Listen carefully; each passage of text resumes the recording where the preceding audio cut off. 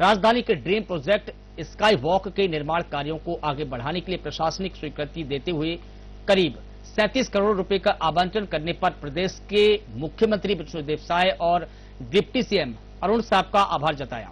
मूणत ने इस योजना को लेकर कांग्रेस के शासनकाल में की गई राजनीति को लेकर कांग्रेस पर जमकर हमला बोला। विधायक मूणत ने साफ साफ शब्दों में कह दिया कि अब इस काम की लागत में जो बढ़ोतरी होगी उसके लिए कांग्रेस की पिछली भूपेश सरकार जिम्मेदार होगी और कांग्रेस इस जवाबदेही से कतई बच नहीं सकती।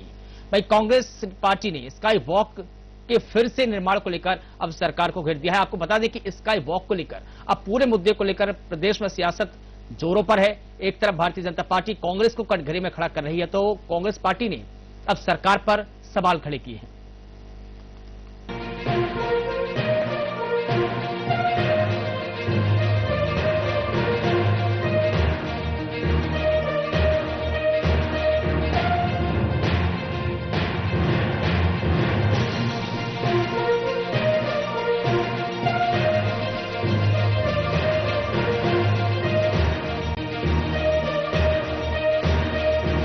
स्काई वॉक को लेकर राजधानी में एक बार फिर सियासत गर्मा गई है। अब अधूरे पड़े इस प्रोजेक्ट पर फिर से काम शुरू हो रहा है। इसके साथ ही भाजपा और कांग्रेस के बीच इस प्रोजेक्ट को लेकर तीखी जुबानी जंग छिड़ गई है। कांग्रेस इसे जनता के पैसे की बर्बादी और भ्रष्टाचार का माध्यम करार दे रही है। अगर हम लोगों ने राजनीति करने के उद्देश्य से स्काई वॉक को अगर रोका गया, देखिए स्काई वॉक का मुझे नहीं लगता है अभी कोई उसका फायदा है, क्योंकि दुनिया के अन्य शहरों में आप देखेंगे तो ट्रैफिक कम करने के लिए ओवरब्रिज बन रहा है। तो स्काई वॉक का मतलब है क्या?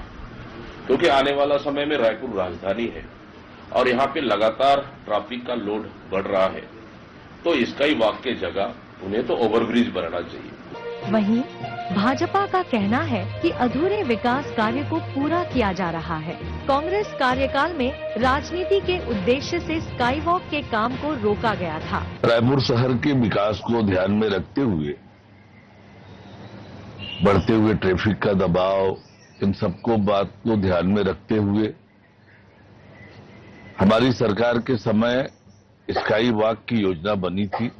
बहुत बड़े पैमाने पर काम हो चुका था, परंतु कांग्रेस की सरकार ने राजनीति करने के उद्देश्य से, केवल और केवल राजनीति करने के उद्देश्य से स्काई वॉक के काम को रोका। सरकार के खजाने का, जनता का इतना बड़ा जो काम हुआ था, सरकार के खजाने का इतना खर्चा हो गया था, उसको रोककर जनता को उसके लाभ से वंचित करने का पाप कांग्रेस पार्टी ने किया था।